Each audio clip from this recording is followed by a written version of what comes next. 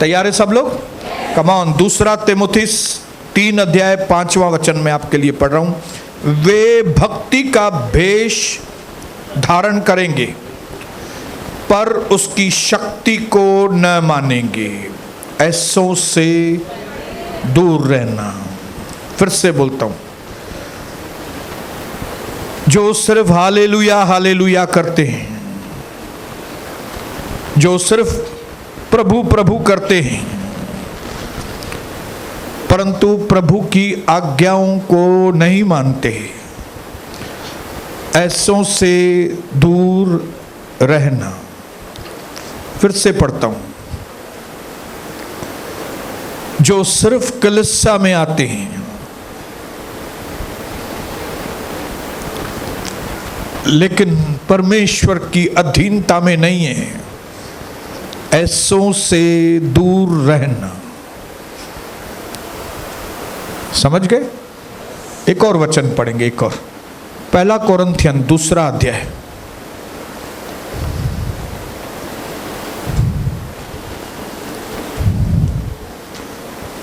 पहला कोरिन्थियन 2 अध्याय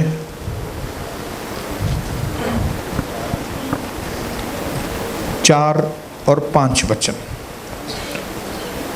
यहाँ पे प्रभु का दास पौलुस कह रहा है कि मेरे वचन और मेरे प्रचार में ज्ञान की लुभाने वाली बातें नहीं, चमचागिरी की बातें नहीं, परंतु आत्मा और सामर्थ्य का प्रमाण था कि जिससे तुम्हारा विश्वास मनुष्यों के ज्ञान पर नहीं परंतु परमेश्वर की सामर्थ्य पर निर्भर हो। ये घमंड से नहीं बात कर रहा है, ये सच्चाई बता रहा है। पौलुस क्या कर रहा है? सच बोल रहा है। वो कोरिन्थियन के लोगों को बता रहा है, मुझे चमचे लोग नहीं चाहिए, मैं यहां पे चमचे बनाने के लिए नहीं आया हूं, मैं यहां पे यीशु मसीह के चेले बनाने के लिए आया हूं। इसलिए मैं लोगों को खुश करने के लिए चिकनी चुपड़ी बातें, चमचागिरी की बातें नहीं बोलता हूं, लोगों को खुश करने के लिए यहां पे नहीं खड़ा हूं, लेकिन मेरे प्रचार और मेरे वचन में पवित्र आत्मा का सामर्थ है ताकि जो सुनने वाले लोग हैं वो लोगों के पीछे पागल ना हो, लेकिन वे लोग सच्चे परमेश्वर यीशु मसीह के पीछे। बोलिए हालेलुया। पिछले कई दिनों से, कई हफ्तों से हम लोग एक ही चीज परमेश्वर के वचन से सीख रहे हैं, वो है कि हम सच्चाई में बढ़े, आत्मिक बातों में स्ट्रांग हो, प्रार्थना करने में स्ट्रांग बने, जो आराधना करें वो आत्मा और सच्चाई की आराधना में बढ़े, हमारी आत्मा में उन्नति हो, विकास हो, हमारी पारिवारिक संबंधों में विकास हो, हमारी सेवा करने में भी उन्नति हो, क्वालिटी बने, इवन हमारा पैसा और हमारा धंधे में भी हम उन्नति करें। ये प्रभु का टारगेट है, ये प्रभु का गोल है यहां से बात करने का। इसके लिए साफ साफ शब्दों में प्रभु हमको कई चाबियां देता है हमको, कि जिसके द्वारा हम आने वाले समय के योद्धा ठहरे। हालेलुया। बोलो अपने पड़ोसी को, बोलो मुझे योद्धा बनना है।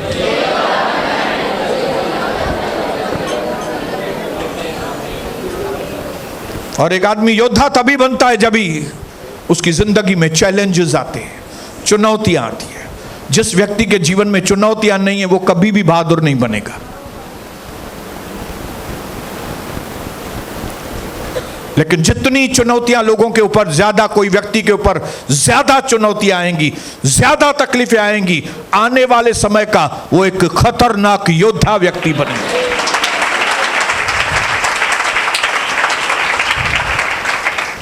हालेलुया। और बाइबल के अनुसार मेरी बहनों भाइयों, योद्धा बनने का, सामर्थ्य से भरने का एक ही रास्ता है, वो है क्रूस वाला रास्ता। कौन सा रास्ता? यीशु मसीह को मृत्यु में से जय पानी थी, तो मृत्यु में से जय पाने के लिए पहले उसको मृत्यु में से गुजरना पड़ेगा। हालेलुया। और जो क्रूस है वो आराम वाली जगह नहीं है। क्रूस पेनफुल जगह, क्रूस, क्रॉस, सूली, वो पीड़ा वाली जगह।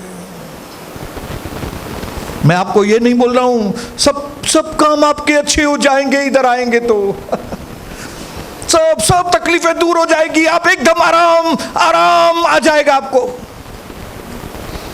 आना है तो आओ, नहीं आना है नहीं आओ। इधर आएंगे चुनौतियों का सामना करना पड़ेगा। हालेलुया। अगर आप चुनौतियों से घबराते हो तो हमेशा आप डरपोक रहेंगे, डरपोक लोग। और नरक जाने का जो लाइन लगा हुआ है उसमें डरपोक नंबर 1, डरपोक लोग नरक में जाने वाले हैं। और यीशु मसीह के पीछे चलना डरपोक लोगों का काम नहीं है। डरपोक लोग बाहर, इसको भी मानो उसको भी, किसको भी मानो चलेगा, उनके ऊपर कोई डर है ही नहीं, कोई उनको बोलने वाला नहीं है। आज मैं अभी इसको नहीं मानेगा, अभी मैं उसको मानेगा, मानो जाके। अभी मैं इसको भी नहीं मानेगा, अभी मैं इसको मानेगा। अभी मैं पुणे जाके वो बाबा के पास चला जाएगा, अभी मैं सोलापुर जाएगा, अभी मैं कोल्हापुर जाएगा, अभी मुझे उत्तर प्रदेश जाना है। कोई बोलेगा जाओ ना यार, कुछ भी करो जाके, हमको क्या करना है। लेकिन अगर गलती से मुंह से निकाल दिया मैं यीशु मसीह के घर में जाता हूं, तो आपको घेर लेंगे। तो इसका मतलब है प्रभु यीशु मसीह के पीछे चलना बहादुरों का काम, लल्लू पंजू लोगों का काम नहीं। हालेलुया। और वो भी यीशु मसीह के पीछे सही तरीके से चलना हो, कॉम्प्रोमाइज वाला नहीं। हालेलुया। मजबूत लोग, जैसे यीशु मसीह के चेले मजबूत थे। मुझे प्रभु ने यहां पे खड़ा किया है आप लोगों को मजबूत बनाने के लिए।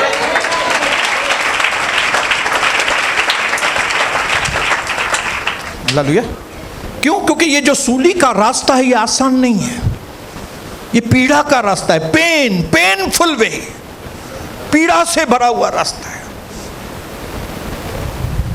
लेकिन अभी मेरे ऊपर है, पास्टर के ऊपर, अभी मैं आपको वो पीड़ा वाला रास्ता दिखाऊं ही नहीं, तो फिर मैं बोलूं आपको बस प्रार्थना करो सब बराबर हो जाएगा। मैं आपके लिए प्रार्थना करूंगा सब कुछ बराबर हो जाएगा। वो क्रूस का रास्ता नहीं हुआ। वो कौन सा हो गया? कंफर्टेबल वे हो गया, आराम वाला रास्ता। और आराम वाले रास्ते में मजबूत चेले नहीं बनते। मेरे ऊपर है कि मैं आपको ऐसी सूली बताऊं जिसमें हाथ में कीले लगेंगे, पैरों में कीले लगेंगे, सर पे कांटों का ताज लगेगा, 39 कोड़े लगेंगे, खून बहाया जाएगा, पूरी रात मार खाई जाएगी। मेरे ऊपर है कि मैं ये वाला क्रूस आपको बताऊं जो सच में क्रूस है, और नहीं तो मैं आपको वो क्रूस बताऊं जिसमें कीले भी नहीं है, चाबुक का मार भी नहीं है, कांटों का ताज भी नहीं है, खून बहाना भी नहीं है। लेकिन कौन सा क्रूस है? चेन में लगाओ, इधर लटकाओ क्रूस है ना।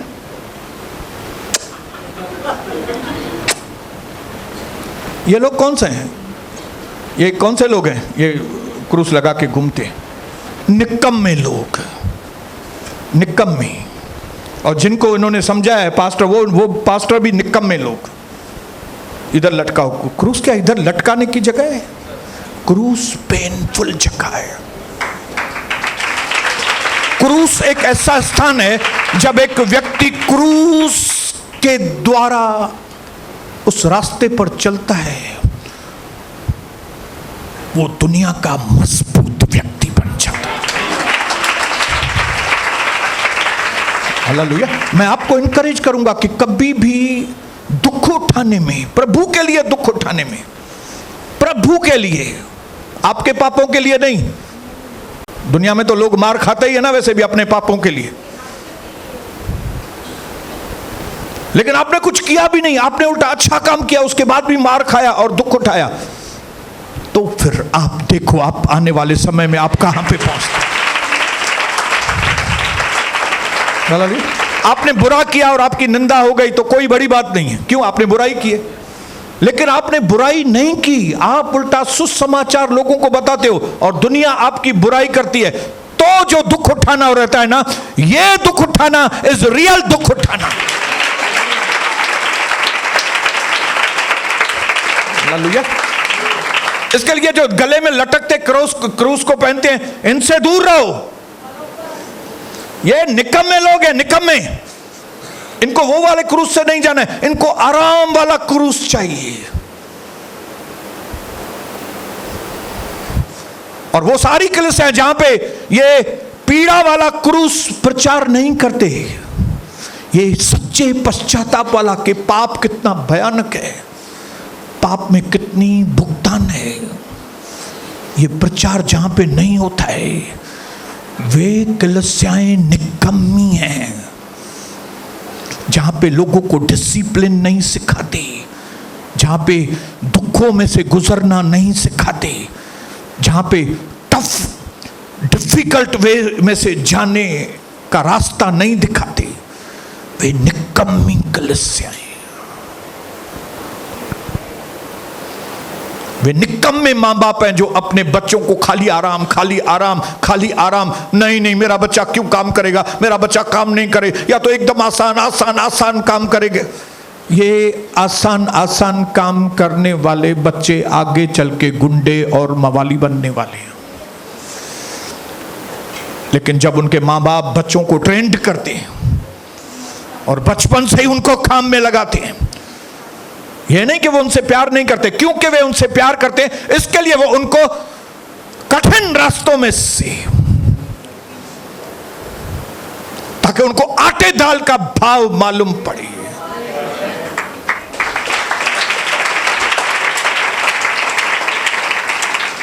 और आज मैं प्रभु का दर्शन की कलीसिया में खड़े होकर आपको मैं क्रूस वाला रास्ता बता रहा हूं। कौन सा क्रूस वाला रास्ता? हाथों में कीलों वाला क्रूस। कौन सा क्रूस? पैरों में कीले, हाथों में कीले, मतलब हाथ संभाल के इस्तेमाल करो। पैरों में कीले मतलब गलत जगहों पे नहीं जाना। सर पे कांटों का ताज वाला क्रूस मतलब इधर बुराई के विचार, व्यर्थ विचार करके जिंदगी अगर बिताई तो मार खाओगे। 39 चाबुक देह की अभिलाषाओं को पूरा करने के लिए अगर तुम निकले, बर्बाद हो जाओगे तुम। यह है ओरिजिनल असली क्रूस।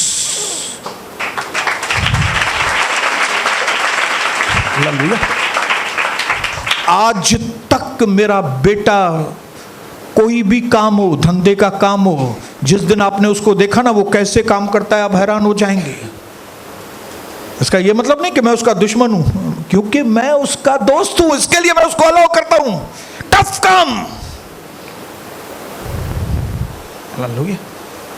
चुनौतियां, यीशु मसीह का रास्ता यही है।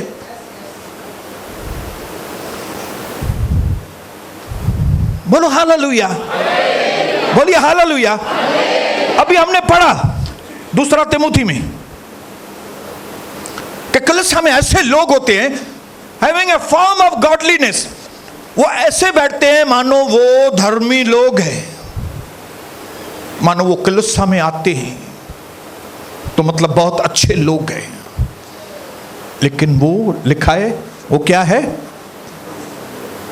वो परमेश्वर की सामर्थ को डिनाय करते हैं, मतलब परमेश्वर की ताकत को नकारते हैं, मतलब परमेश्वर की आज्ञाओं को इधर आते हैं लेकिन मानते नहीं हैं,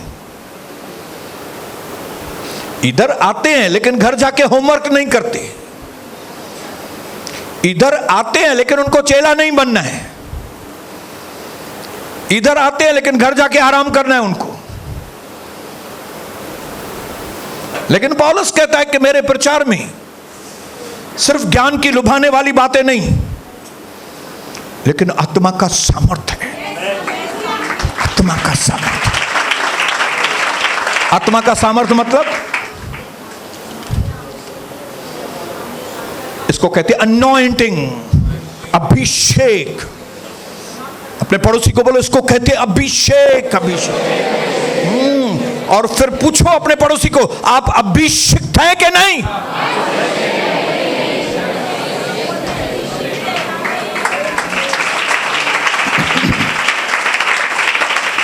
Entertainment is different from anointing. मनोरंजन एक अलग चीज है, अभिषेक एक अलग चीज है। मनोरंजन पैसा देके मिल जाता है, कई बार फुकट में भी मिलता है। रास्ते में दो लोग झगड़ा कर रहे हैं और आपको फ्री में पिक्चर देखने के लिए मिल जाती है, फिर आप देखते हैं उसने कैसे मारा, उसने कैसे मारा, देखा ऐसा ऐसा। और नहीं, फ्री में नहीं तो थिएटर है, थिएटर में जाको इंटरटेनमेंट, आपको मनोरंजन मिल जाएगा। और उधर भी अगर मनोरंजन नहीं मिल रहा है तो इधर बहुत सारी कलीसियां हैं जहां पे देखो कि गालियां बकने वाले लोग प्रभु की स्तुति कर रहे हैं, तो एंटरटेनमेंट हो गया ना। वो जो पूरी तरह से दुनिया में लोग हैं विश्वासी, वो आके प्रभु की वेदी पर एंटरटेनमेंट करते हैं, आके तालियां बजाते हैं, लोग खुश होते हैं।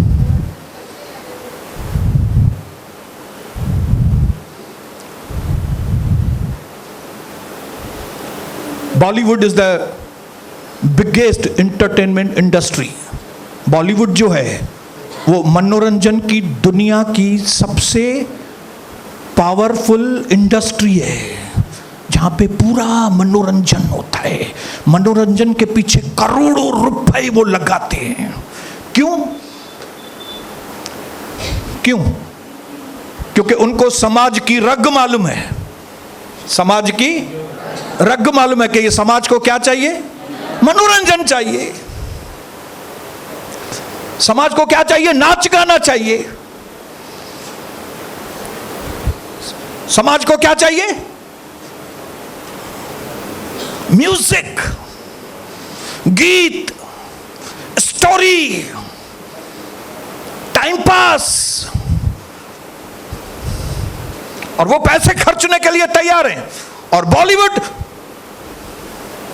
करोड़ों रुपए देकर एक्टरों को मूवीज बनाते हैं। एंटरटेनमेंट, मनोरंजन। और ये मनोरंजन हमारी कलीसियाओं में भी घुस के आ गया है।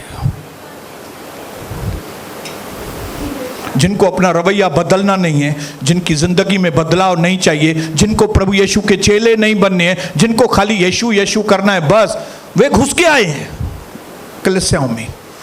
और उन्होंने क्या है, कलीसिया को भी एक एंटरटेनमेंट बना दिया है।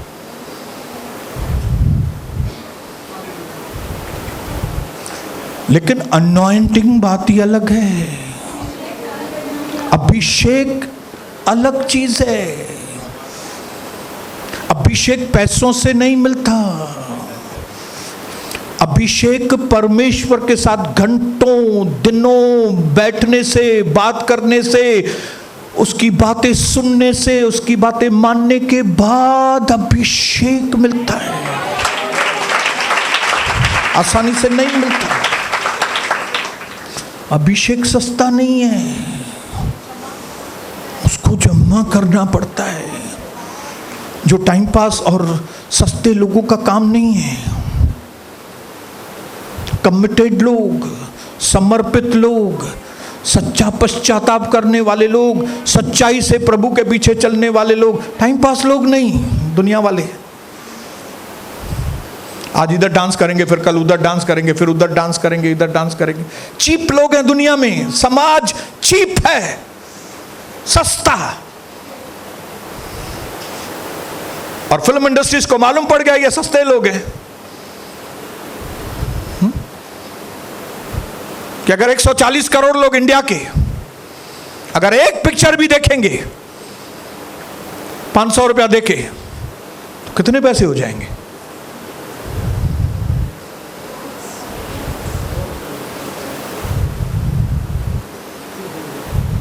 इसके लिए थिएटर्स में ज्यादा लोग हैं, और न सिर्फ थिएटर्स में ज्यादा लोग हैं, लेकिन जहां पे कलिसियाओं में एंटरटेनमेंट होता है वहां भी लोग ज्यादा हैं।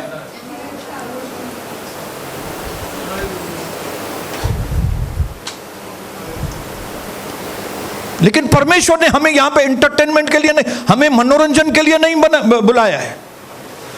प्रभु ने कहा मैंने तुमको चुना है ताकि तुम फलवंत हो जाओ और वो फल तुम्हारे अंदर हमेशा बने रहे, और तुम जो कुछ पिता से मांगो वो तुम्हारे लिए हो जाए।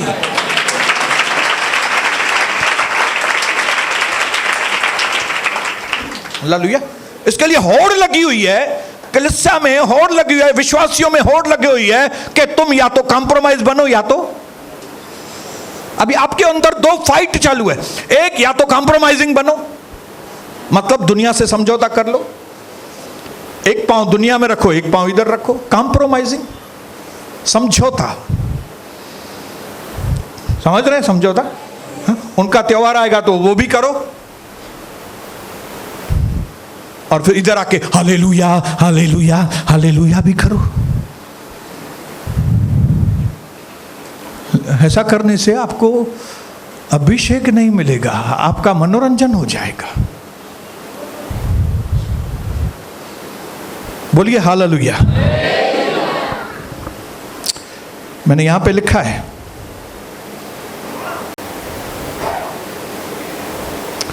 दुनिया जो है एक मंच है, और यह मंच मनोरंजन की दुनिया है। समझ रहे मैं क्या बोल रहा हूं? यह दुनिया एक मंच के समान है, और यह मंच मनोरंजन की दुनिया है। शैतान ने इस तरह से कलीसियाओं के अंदर जाल फैलाया है कि आप मस्त आओ, इधर तालियां बजाओ, गीत गाओ, नाचो, लेकिन जो आपके अंदर बंधन है ना, वो टूटना नहीं मांगता है। जो आपके जीवन में श्राप है वो टूटना नहीं मांगता है। जो आप पाप कर रहे हो, पाप के ऊपर आपको विजय नहीं मिली। आप जो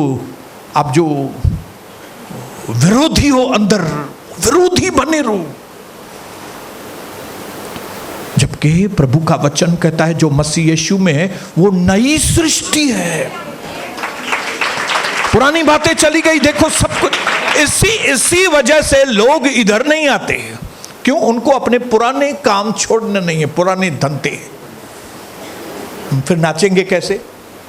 फिर ये पास्टर को तो फटाफट मालूम पड़ जाता है, पास्टर को नहीं प्रभु को मालूम पड़ जाता है, रिपोर्ट आ जाता है, भाई ये आदमी नाच रहा था, ये आदमी डीजे में गया, ये आदमी ये ले रहा था, बाऊ बाऊ मुके बाऊ बाऊ बाऊ।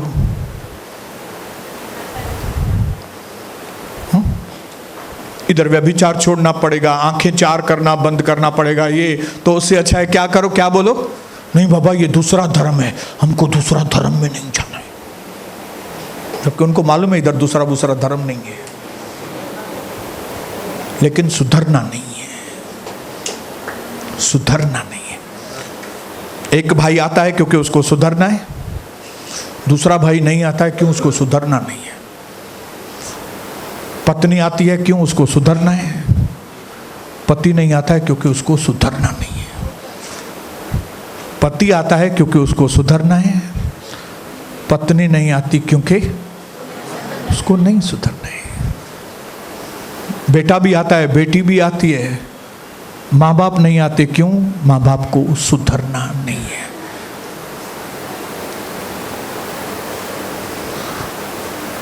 ये है ये है कलीसिया की ताकत,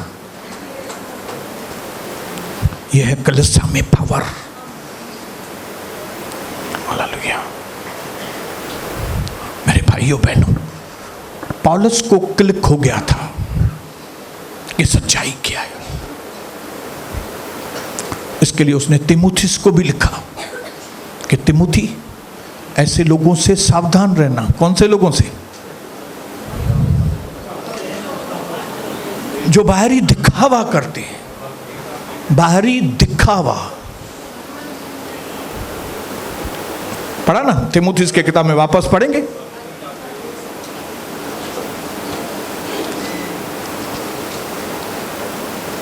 कौन सा पढ़ा?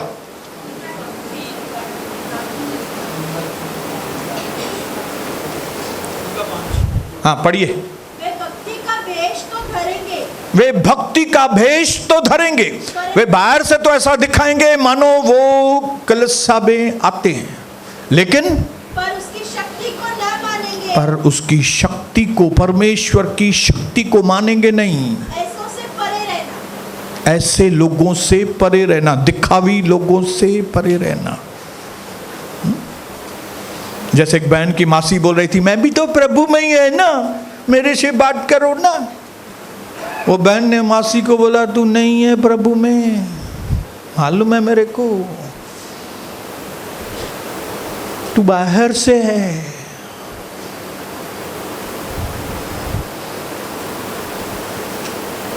ऐसे लोग आने वाले समय में चिल्लाने वाले हैं। ये जो बाहर वाले लोग हैं ना, बाहर से प्रभु प्रभु प्रभु, इनकी चिल्लाहट इतनी बढ़ेगी जो आप सोच नहीं सकते। ये सदोम और गमोरा के जैसी हालत उनकी होगी।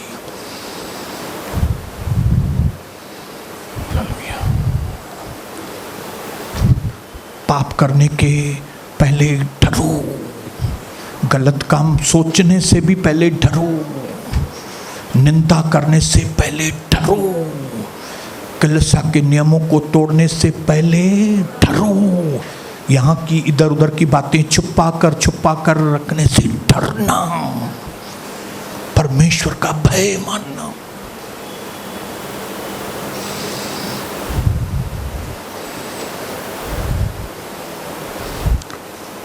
ये भय देने के लिए यीशु धरती पर आया भाई, खाली उद्धार देने के लिए नहीं। प्रभु आया ताकि हम बच जाएं, बच तो जाएं, लेकिन पाप में ही बने रहे। हाँ?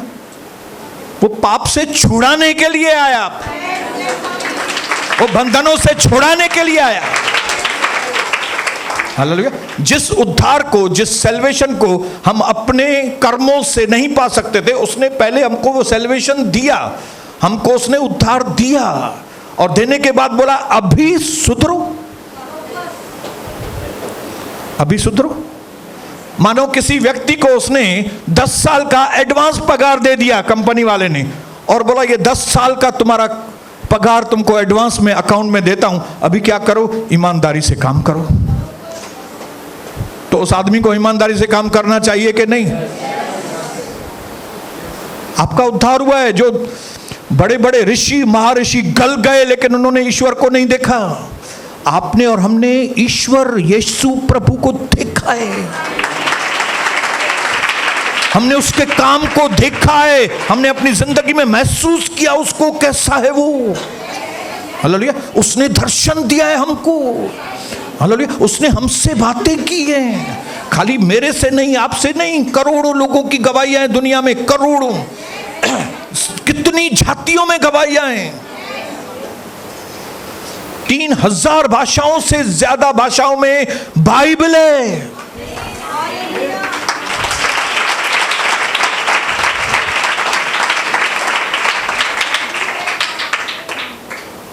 ताकि आप चेले बने, न कि मुर्दार बन के इधर बैठे रहे। ये मुर्दार लोग इधर टिकने नहीं पाएंगे। मुझे चिढ़ है ऐसे मुर्दार लोगों से। न खुद कुछ करते हैं, न दूसरों को करने देते हैं। जैसे एक बाप अपने मुर्दार बच्चों से कैसे परेशान रहता है। आप में से कोई बाप है और उसके बच्चे कमाएंगे नहीं, खाली खाएंगे बैठ के, खाली खाएंगे, काम नहीं करेंगे, आप खुश होंगे उनसे? आप बोलेंगे चल कम कर। वैसे ही परमेश्वर की मर्जी है कि हम कामकाजू लोग बने, परमेश्वर के राज्य का काम करें, हम खुद भी चेले बने और दूसरों को चेले बनाएं। बोलिए हालेलुया, बोलिए हालेलुया। मैं पढ़ूंगा ताकि आपको समझ में आए, ध्यान से। एक या दो चीज बोलूंगा।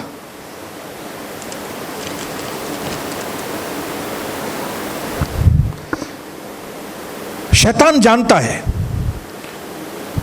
कि जहां जहां कलीसियाओं में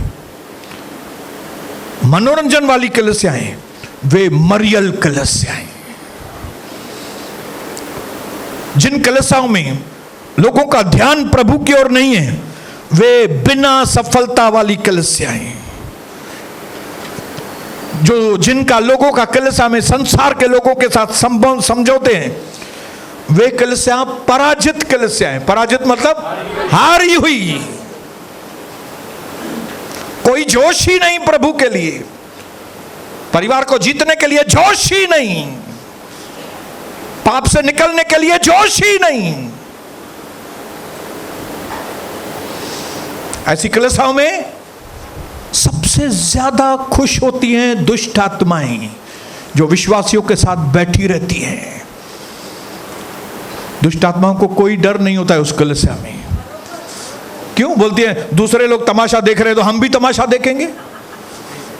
हम देखेंगे ये पागल लोग कैसे आराधना करते हैं, म्यूजिक कैसे बजाते हैं। क्यों? अभिषेक तो है ही नहीं, प्रभु तो है ही नहीं।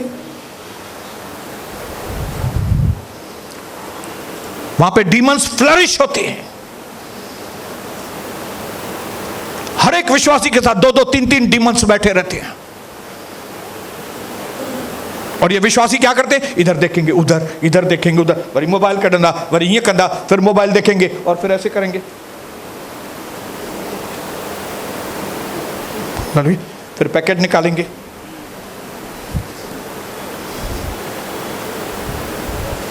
ये कलीसियाओं का हाल है। इधर भी जितने लोग ऐसे करते हैं वे हालेलुया बोलेंगे।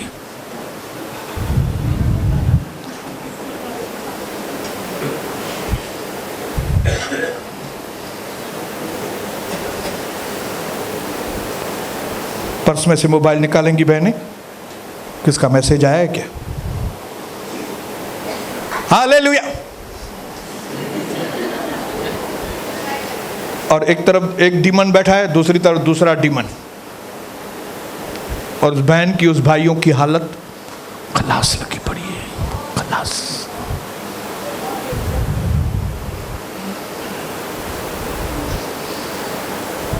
कितने लोगों में भुगतने की ताकत अभी भी बाकी है? ताकत अभी है? अगर नहीं बची है ना तो अभी सावधान हो जाना। अभी डिसोबीडियंट, एक भी डिसोबीडियंट आपकी हालत को खराब कर सकता है।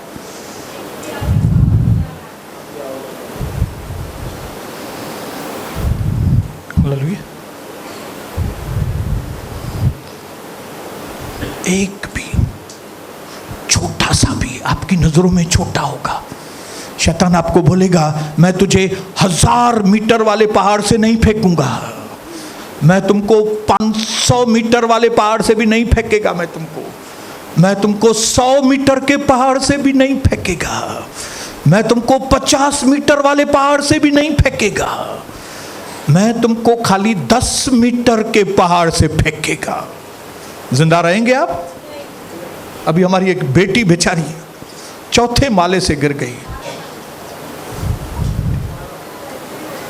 4थे माले से मर गई।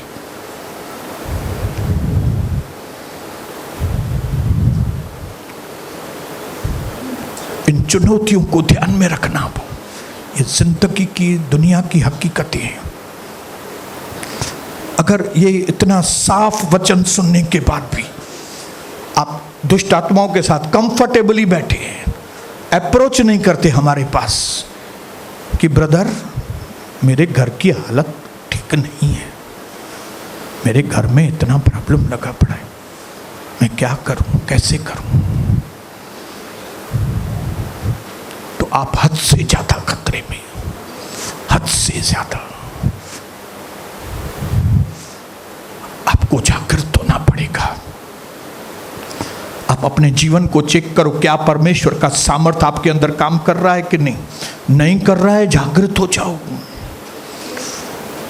हालेलुया।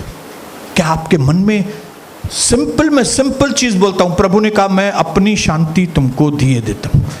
सिंपल क्या शांति है आपके जीवन में? अगर ये सिंपल शांति भी नहीं है तो आप समझो आप कितने डेंजर में हो।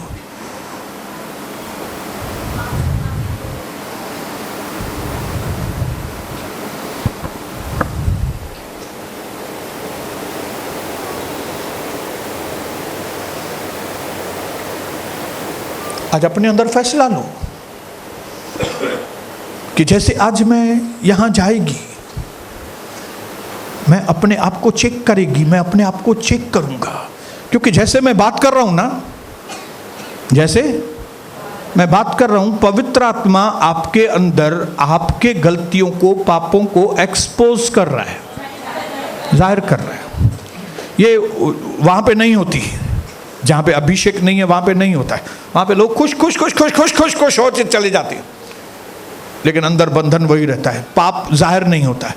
लेकिन ऐसी जगह पे जब पवित्र आत्मा हमसे बात करता है, हमको हमारे अंदर समझ में आता है मैं कहाँ पे यूजलेस हूँ, कौन सी क्षेत्र में, मैं कौन सी बात में निकम्मा हूँ,